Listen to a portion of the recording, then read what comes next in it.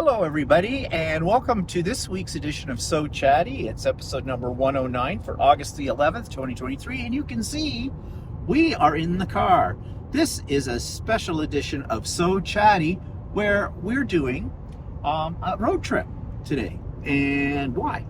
Well, we are off to a place called Campbellford, more about that in a minute, to deliver the Quilt of Valor quilt that I made some weeks ago. And it's being donated, of course, to that program. And the lady that we're taking it to, she lives in outside of Campbellford, and she is the representative for Quilts of Valor. She's the closest representative for Quilts of Valor to me.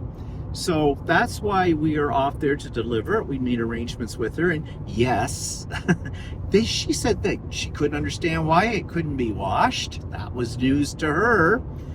She said her chapter of Quilts of Valor don't have that rule, so that's at the national level. But anyway, she said they would be more than happy to take it, and we made arrangements. She gave me her address, and we're going there, and she invited us to, when we get there, to maybe have a beverage and a chat. Her husband apparently is a war combat, military vet. I don't know what you call that anymore today. And I hate using the word vet, because to me, as soon as I hear the word vet, I think, sick dog, kind of a thing. But anyways, the whole thing about Campbellford's where I was born. It's where my whole family come from. It's where my grandparents lived, on both sides of my family. And lots of cousins and relatives and that kind of thing. Most of them are dead now, and they're all buried in Campbellford too, for that matter. So I know Campbellford very well. Ironically, this lady, not only does she live in Campbellford, her husband, the veteran, he comes from Oshawa, where we live. So there's only one more thing that's going to make this even more, coincidental, is that fact that I have a feeling that when I'm talking to her, we may have some relatives in common. Although her last name is not one of my relatives' last names that I know of, but I wouldn't be surprised, because, Campbellford, well, it's a small community, always has been, and it's where sisters marry brothers. That kind of place, So anyways, we're on the road to that. Let me just switch my camera around here. So how do I do that when I'm in record mode? You can do it when you're It doesn't let me on record. Well, I'll come back here. Okay, so this is the road we're on. We're on 401 right now. Major highway that extends from the Quebec border right through to Windsor, Ontario. A little busy today because it is a Friday morning and people are probably taking today off or whatever, summer stuff. Although, mind you, the 401 is busy all the time. We're about an hour, 15 minutes or so. Well, according to the GPS, we will arrive at 10:43, and it is 9:48 right now, so that's just a little over an hour. And as I said, Campbellford is a small little community where I was born, my brother was born there, my sister was born there, everybody was born there. And Walter just informed me that the Campbellford Fair is on. And I can't remember the last time I was at the Campbellford Fair, but it's been at least 50 years. At least. It probably is more than that. So anyways, there's that. And there is a quilt store in downtown Campbellford. We've been there before. So the plan today is we're going to deliver the quilt, and I'm hoping, and I've already asked the lady if it would be okay, and she said it was fine with her. I want to interview her. Her name is Danielle, I believe, Danielle Barnes, and we're going to talk to her about her involvement with the Quilts of Valor program. There's Walter concentrating on the road, and we're going to see, what she has to say about that kind of thing. I might do some video in the quilt store as well, and if there's somebody there I can talk to as well, get a little bit of that on camera. I don't know if we're going to Campbellford Fair or not. It's there, maybe not. So it's a road trip. So, do we have anything to show you while we're on the road? Well, no. except what you're seeing right now, the scenery. Let me just switch things around here. Okay, I'm back. I did finish the cat scratch quilt, and you can see that next week I'll be putting that up on the Idiot Quilter and talking about it in a little bit more detail. Actually, did I not already do that? I did. It's on the past week's Idiot Quilter, and I talked about the trials and tribulations of doing it as a kit and other things that I found. Well, when is it I don't have a complication in doing a quilt sometimes? But anyways, I like the way it turned out, and yeah, I talked all about that on this past week's episode of the Idiot Quilter. Meanwhile, Walter is working on, and you can't see it, of course, he is working on my next shirt, which is the blue cat fabric we showed on Stephen and Walter Live there a week ago or so. So how you doing with that, Walter? It's getting along. It's getting along. So yeah, so it'll be ready next summer with that. And we are inside Walter's new car. So let me switch this around and okay, yes, I know I paused for a second when I did that. That's fine. I was kind of hoping you would push my mirror back. Your mirror. Oh yeah. You see, Walter's mirrors are facing the wrong way because he puts his car now in the garage, much to the chagrin of my car. That's always been a oh, that's going to be noisy. Okay, sorry about the wind blowing there. I cut it off though, and now I've put the mirror in the right position for him. Did you put that mirror over there in the right position? Yeah. Yeah, I already did that, and then I got distracted when you were out in the car, and I forgot to put the other one out. It's my great beauty that it distracted him, yeah. So let's take a little tour inside Walter's car. So this is the hub, the navigation unit here. It's got Apple Play on it and Honda Play or Honda Link or something they call it. And it does basically everything, you see. It looks just like your iPhone. And it shows you. Oh, and it shows you here, because this is a hybrid. So right now we are running on gas, but as we run on the gas, it's charging up the batteries on the car. And Walter was saying today that, what was it about the mileage you got? Getting close to what Americans would call 40 miles a gallon. 40 miles a gallon, okay. And what, you just filled it up for the first time the other day, didn't you? Yeah, I was driving for 3 weeks on one tank, so yeah. Yeah, so it's very good on gas. I really don't know if this graphic really does anything. Yes, it does. It's showing that I'm running on the engine. Oh, and while it's doing that, it's going out to all the wheels. And it's recharging the battery. Okay, at the bottom. But what are the wheel things on the side there? So that means that it's running the wheels and recharging the battery. Oh, okay, fine. Yeah, confusion. But it's also got a navigation system, and with Apple CarPlay, it just pairs in with your iPhone, and so basically you can do pretty much everything you would do on your iPhone on this panel. So you see, like, he can answer his phone if it goes, it's got the maps, all that kind of stuff on it. So looking down here, this is the, gear shift. Charging pad. That's a charging pad. You put your cell phone right on that, like if you've got one like we do, our particular iPhones. You just put it on there and away you go. But you do have USB outlet, and is that a flash? No, that's a C, right? A C, USB-C. That's a USB-C. That's a chart that you can use as a charger. And that's a USB-A that you can actually connect to the entertainment system. Okay, so it has the air conditioning and heating controls for both sides of the car. So if I want it cooler and he wants it hotter, it can do individual. The seats are completely powered, both the front seats and the back seats. And the back seats, Not powered. The back seats. I thought they were. I thought they fully. They're heated. Oh yeah. Well, I know there was some power in it. Yeah, they're heated seats in the back and everything, and they will recline, fully recline. Yeah, there's lots of buzzers and bells on this little thing, so it drives quite smoothly. Of course, update on the car insurance situation. Yeah, we're starting into almost the beginning of the 6th week of dealing with them. Well, not dealing with them because they just don't bother. They keep telling us, yeah, they're working on it.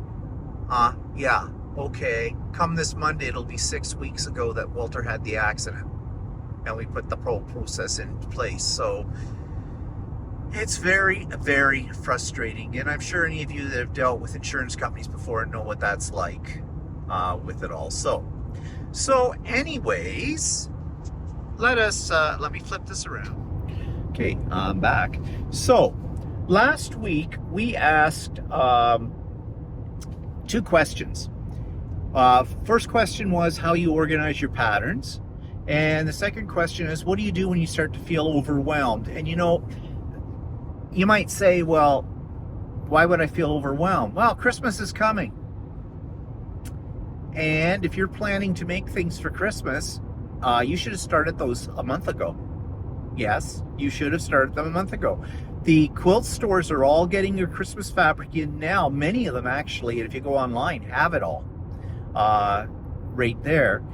And yeah, these things take a long time. And then you start making lists of the projects you want to get done before the end of the year, and that's when being overwhelmed sets in. It does for me. I've been working since January for things for the retreat in December that we're going to. Why are you playing with the buttons? Walter always likes to play with the buttons while he's driving, which you shouldn't be doing when you're driving. At least he's not texting. So anyways, I feel a little overwhelmed at times, and it's a hobby. It's supposed to be fun. We're not supposed to feel overwhelmed. So between organizing your patterns and having a lot of projects to do, how do you handle all of this? Well, here are what some people suggested. Dara Rowland wrote, I have only recently begun to try patterns. The very few that I have are kept digitally, with a few printed out and kept in a binder along with FPP papers. Overwhelmed by projects, I move between projects all the time, and I'm not bothered by how long they take or if I need to abandon something. But procrastinating over which fabrics to use in a project can overwhelm sometimes. Okay, there's a lot of things here that Dara has mentioned. First of all, let's go to her patterns. She basically keeps them digitally, and she doesn't have that many patterns to start with. She prints out some of them and puts them in a binder along with her foundation paper piecing papers as well. The binder method is a good idea if you can keep it organized, but what I find is storage. I don't have a lot of space anymore because it's filled with fabric for that, and if I put something in a binder, I tend to, it's out of sight, it's out of mind. So I forget that I have something in there, or I need to, I guess the way around that is to leaf through the binder on a regular basis. But it's a way to keep things from, in an organized sense, and she does keep them digitally too. And that is something I keep them digitally as well, but I don't organize them. And I should. I need to really sit down one day, and it would be a day job probably, and put them into categories and weed out stuff that I don't want anymore, like I did with the paper ones. I've got kind of a double system. I have them on my computer, and if they're ones that I was able to download, I print them out too. So, why? Why keep them both digitally and in paper format? Now, some people would say probably because if your computer crashed, you would have a backup. That's true. But in this day and age of the cloud and everything like that, if you've got some kind of system set up where you're backing up your computer or sections of your computer, maybe that doesn't pertain to that anymore. I don't know. She also says about being overwhelmed. She's not bothered by how long they'll take, her projects. And I think that's a thing too. I think we get overwhelmed because we panic. We start to impose deadlines on ourselves, and if we can't make those deadlines, we hate ourselves for it. Maybe that's not the way to go. That's what I was saying about Christmas stuff. Start now. Because suddenly if you want to make a quilt for, one of the kids going to college or something as a Christmas present, well, the week before Christmas is probably not a good idea then to start it, right? So I guess we have to be realistic about how long things are going to take us and not get too uptight if we don't meet a self-imposed deadline. Um, Diana Corday wrote, I'm not any help. I hardly ever use patterns. I see blocks alike and just make it up from there. Okay, so you don't have to worry about organizing patterns.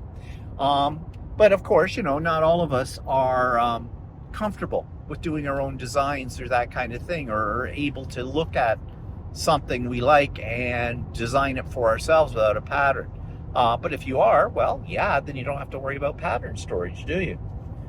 Val Martinez. Val Martinez, yes. She says, my patterns are organized by panel quilts, pre-cuts, traditional quilts, wall hangings, Missouri Star patterns are together, and the Villa Rose patterns are together. They have Christmas patterns and Halloween patterns together. Purses and totes are together. Any patterns I don't want either get donated to a quilt guild, or we have a store that takes used craft stuff, so donate there. The PDF patterns I copy or buy get folded in half and put in plastic sleeve like other patterns, which I buy off Amazon. Okay, Val is very organized, as you can tell from this. She has it all done in categories. She has it done by seasonal kind of things, and even by manufacturers or designers. So yeah, now that's probably the ultimate. She is definitely well organized with her patterns, and I say bully for you because that makes your life a lot easier. Kim R6683 says, my thoughts on the overwhelm. I feel it too. It's so exciting to be a quilter, and there are so many cute projects, patterns, fabrics to play with. I think for the overwhelm for me comes from social media. You see people posting on Instagram, in groups, on YouTube, etc., and it seems like they get so much more done than me. I see too many new things I want to join in and be part of the excitement buzz and try everything. New things I want to join in and be part... Oh, wait, sorry, that's the same line. Okay, it's FOMO. I find if I avoid especially Instagram for a few days, weeks, and just work on the things I already have started, it really helps. My brain is not constantly being bombarded with the newest thing and making lists. I also find long lists... This is a long one, people. Are useless. I'm using my time to make the list, and instead of that hour, I could have worked on a project. I do find a short list helpful, like Post-it, of what I want to do in the next week only. Sometimes I need a break from sewing for a few days. I have to remind myself I'm not a machine, and this is a fun hobby, not a business or my whole life. The people I'm watching may be retired or doing quilting full time. I work 40 hours a week, so my production is limited, and can't be compared. I recommend a short break and a short list, and just don't look at all the new stuff. Naturally, we are going to miss out on some things as there's so much out there, and that's okay. Okay, what I'm getting from all of this then is what she's saying is stop being like looking for the squirrels, because there's too much stuff out there and we want to do it all. And I think she might be suggesting that you need to prioritize. Get over FOMO, because that's one of the problems. We see all these beautiful creations people post on Facebook, on Instagram, and on YouTube, and it seems like they're just knocking things off right, left, and center in no time at all, and it makes us feel bad about ourselves. It also makes us feel overwhelmed because we're thinking, well, wait, we're not working hard enough. Well, no, everybody works at their own pace. I've had a few people say to me they don't believe how fast I am as a quilter. I'm not fast, but I do it a lot. Okay, like every day. I'm doing something every day. So that's why it may seem like I'm fast, but I'm not. I just constantly at it.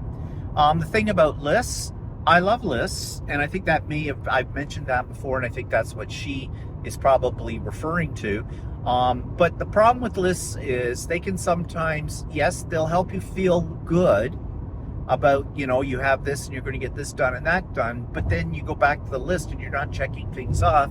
That creates overwhelm too. So lists are a double-edged sword.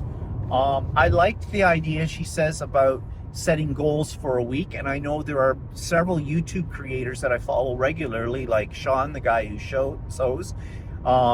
He has goals, so does Russ from Quilt Meets World, and they're just weekly goals. what they want to accomplish in a week. And that's taking something that may be overwhelming and breaking it down into smaller, handleable segments. And that's what they often say, professional organizers or people who talk about, how to get a grip of your life, is if you take large tasks, break them down into smaller components, it seems more manageable and you have less chance of feeling overwhelmed. I guess it's each his own, whatever method works for you, but lots of great suggestions there.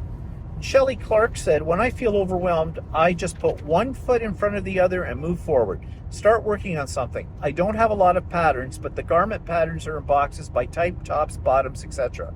Quilting and craft patterns are in binders by type, quilt, bags, and crafts. So this is another individual who organizes using the binder method, which if that works for you, that's how it feels. It's a good way to do it. I mean, we've been organizing things in binders since school, right? So it's just a natural progression. I think what she's talking about, though, too, is she said start working on something, and someone else mentioned a moment ago about procrastination, and I think that's one of the things that contributes to being overwhelmed. If we don't get started, we talk ourselves out of doing things. Well, I really need to get that started, but I need to go to the grocery store. Oh, my house needs to be cleaned, and I've got the grandchildren are coming and I got to prepare for that. We can always find excuses for not getting started on something, and I've done the same thing.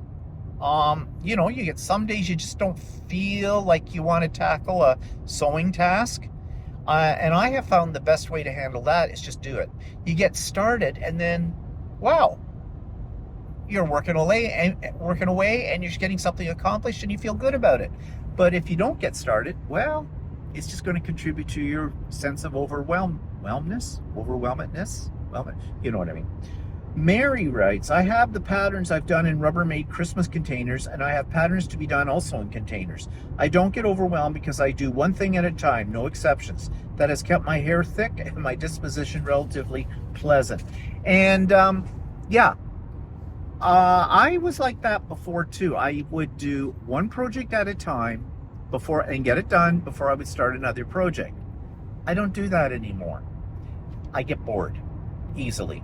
So if I'm working on a fairly lengthy project or something, sometimes I need to have another project that I can turn my attention to, because there are some days you just don't feel like working on that one, but you need to cleanse the palate is what I call it. So if I'm working on a quilt, for example, I might also be working on an embroidery piece, a machine embroidery piece. And with machine embroidery, sometimes it takes a while to do it, and there are large allotments of time where you're just sitting there watching a machine. And that's boring. So since my embroidery machine is a separate machine from my sewing machine, while it's doing one thing, I can be overworking on, doing some patchwork or something like that. And that's why Walter and I have always suggested to people not to buy a combination sewing machine and embroidery machine. Because if you have a combination machine, you can't do what I just said that I do. Maybe you're okay with that. But if not, then and you haven't got an embroidery machine yet, I would strongly suggest you just buy a dedicated embroidery machine for doing your embroidery. There's other reasons for that too, and we've talked about them as well from our point of view on previous episodes of So Chatty. Okay, so those are all the things right now, and not only that, if you have a combination machine and you need to take it in for service, you can't do embroidery and you can't do sewing. Yeah, unless you've got a secondary sewing machine. Yeah. Which a lot of us do. But that's a topic that we've already gone over many times before. So that's what I want to talk there today about. So now, when I come back here, I'm hoping I'll show you just as we're driving up to Danielle's house, and hopefully you'll get to meet Danielle. Okay, everybody, it's Stephen here, and as promised, we have delivered the Quilt of Valor quilt to Danielle and her husband, Bill. This is Bill Barnes, and Bill happens to be a vet as well, and he has been a recipient of a Quilt of Valor. And I'm just going to ask Danielle for a second here. How did you get involved with the Quilts of Valor program? Well, I got involved when Bill received his quilt. And the representative who presented his quilt said to me, well, what about you? Do you sew? And I said, oh, I just sew a straight line. That's all I do. And she said, do you have a working sewing machine? And I said, oh, yeah. And she says, well, you can be in Quilts of Valor. You can sew with us. And that's how I got involved. Okay. And so to date then, this is a difficult question. An estimate. How many actual Quilts of Valor quilts have you made?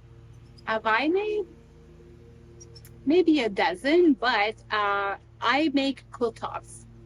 Oh, Not okay. the whole quilts. Yes. Okay. But there are people in the Quilts of Valor program I know who will take them and quilt them. Oh, absolutely. We have 3 long armors in our group right now who are kept busy with the quilt tops. And they just do the long arming, so they quilt. Yeah.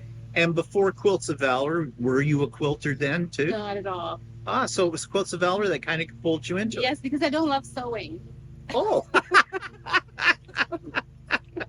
But you make quilts anyways. Well, quilting is different because it's small pieces that you put together. Straight lines is what I can do. Right. And I've learned a lot, mind you, but it's like a puzzle, and I think that's what keeps me interested. Yeah, that's what keeps me interested as well. Now, Bill, you are a recipient of a Quilt of Valor, and that's your quilt right there, is it? That's right. Yeah. Can you hold it up so we can take a look at this?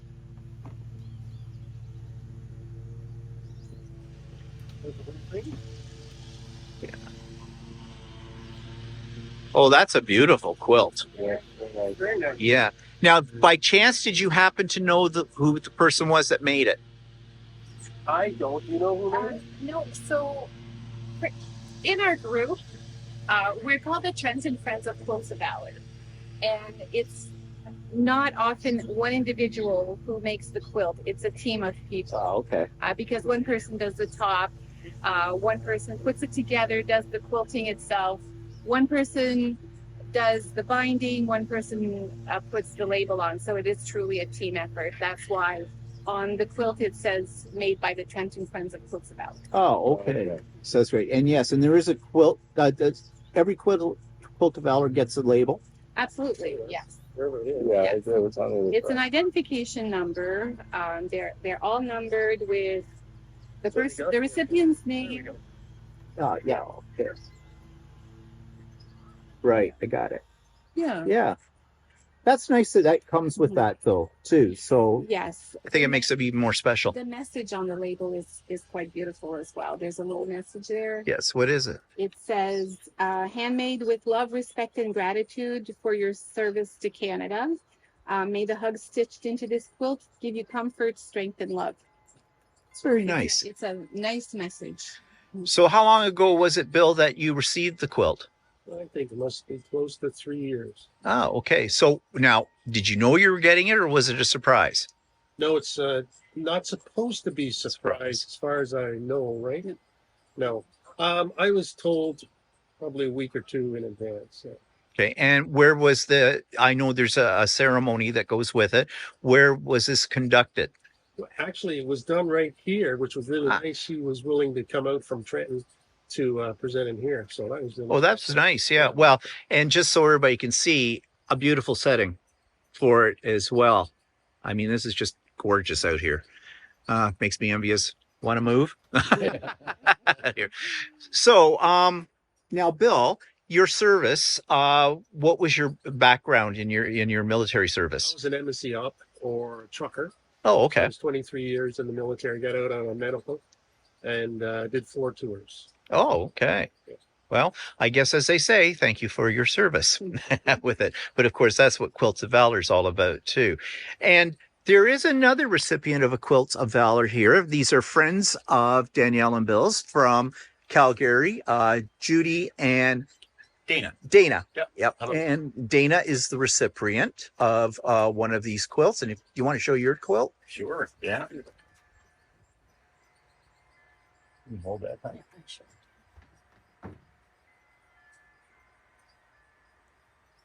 Oh, That's beautiful. That's You good. can I tell love that one. love the country that I live in. Yes. Yeah. I love anything with a red maple leaf on Me it too. too. Me too. So yeah, that is gorgeous. And so, Dana, what was your background in the military? I joined in '81. I got out in '94, so 13 years under an early release program. But I did do one tour in the Golden Heights. Yeah, I decided after 13 years it was time to move on. Yeah. I would say you did your time Thank for you. sure. Yeah. And now, Judy, you say you don't sew. That's right. I hem jeans. That's all. Okay. Well, Judy, I think, you should start making Quilts of Valor. Get into it. Think about it. Yeah, as well. But no pressure anyways. And both of you're from Calgary, right? Yes, sir. And Yep. you're visiting here. So, yeah, that's really nice. Sorry to interrupt. I think on this trip, there's a rumor going around that the four of us are going to be making a quilt in the next 2 weeks. It's a rumor. I'm Oh, hearing. is that what's Yes, going on? I believe I will get my hand in quilting this week or the coming week. Yeah. Well, Danielle, you'll need to take some pictures of that and send them to me.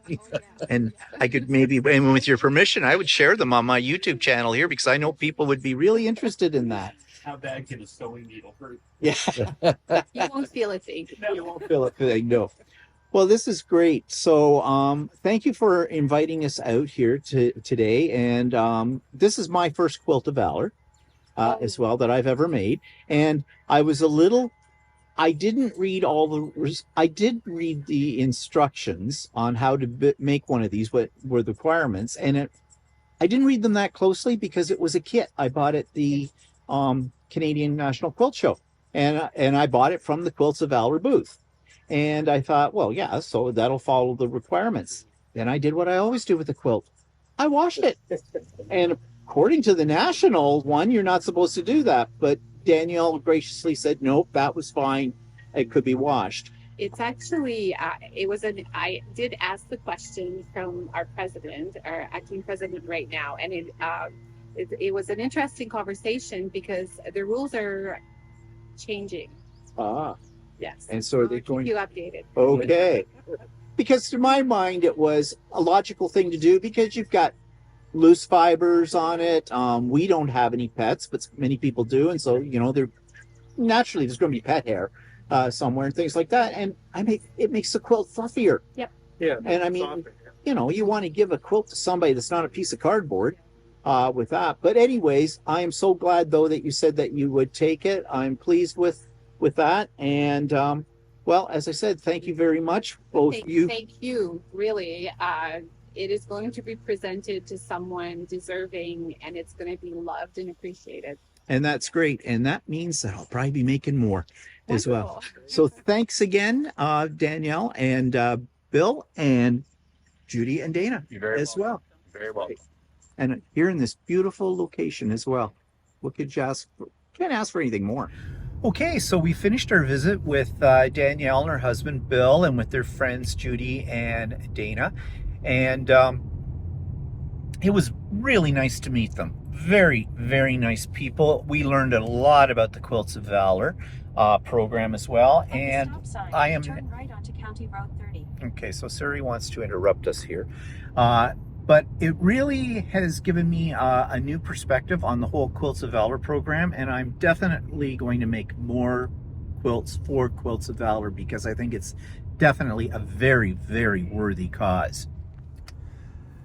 So this is Campbellford on the Trent River system, which is right over there, and we're going over this bridge. This takes us to the downtown core of Campbellford. Campbellford's not a big place, only about 3,300 people, and as long as I can remember, it's only ever had 3,300 people. So small little, almost village more than town. And we're going towards where the quilt shop is. We'll pop in there and I'll see if I can do a little bit of video while we're in there. In And 500 meters, if there's turn anybody right I onto can County talk Road to, Siri likes to interrupt me when I'm talking, but isn't that the way she is? But we're coming here over top of the bridge, and I'm going to see just as soon as those people on the other side get out of the way, to see the Trent River. They don't move very fast in this town. Never have, never will. So there you go. There's the river, the mighty Trent, as they used to say. And So it's it's for me to turn in 450 meters. no, it's just in Campbellford. Don't ignore her. Just go. You need to find a place to park, but I Yeah. think there's parking down off that one street when you get to the next Yeah. light. And yeah, we're just having negotiation or navigation things. Now, right up here, when I was a kid, this movie theater existed then, the Aaron, and we used to go for Saturday matinees when I'd be down here visiting my grandparents. And right there is the sewing center, which is a quilt store, quilt shop. And we're just going to get parked. And I'll show you more then. Well, you've pretty much seen all of Campbellford now.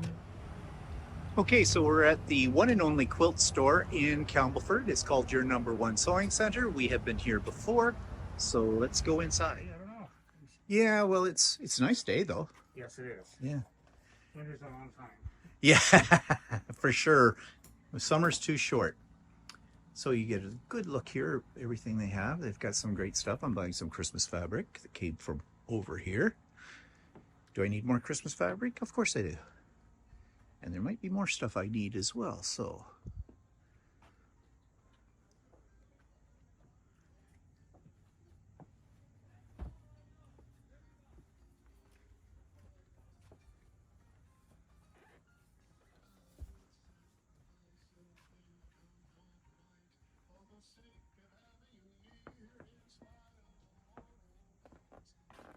Oh, Walter's found something. No, I'm just looking.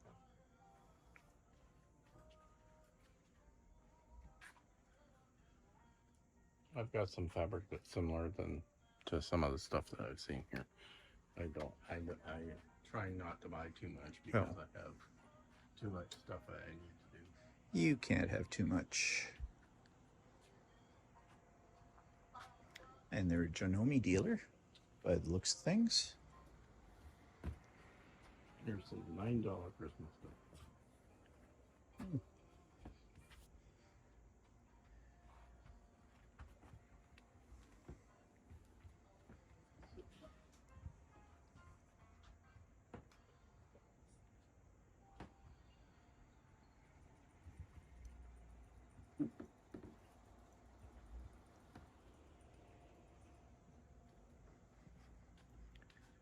Novelty fabrics.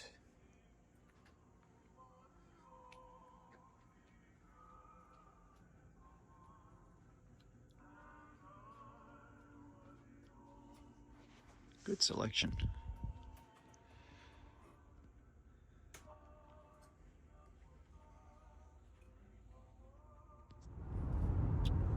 So we're on the road back home. We didn't stop in Campbellford for lunch because the place, which is a very popular place in Campbellford, was full up and they were only taking reservations for that. So we didn't do that. So we're heading home. We didn't bother to go to the Campbellford Fair because, well, it's probably not missing a whole hell of a lot. You know what I mean? But it was very nice to meet Danielle and her husband Bill and their friends. As I said before, we learned a lot, and there's just really nice people there. So yeah, so hope you enjoyed this week's special edition of So Chatty, and catch us on Sunday for Stephen and Walter Live at 4 p.m. Eastern Time as usual.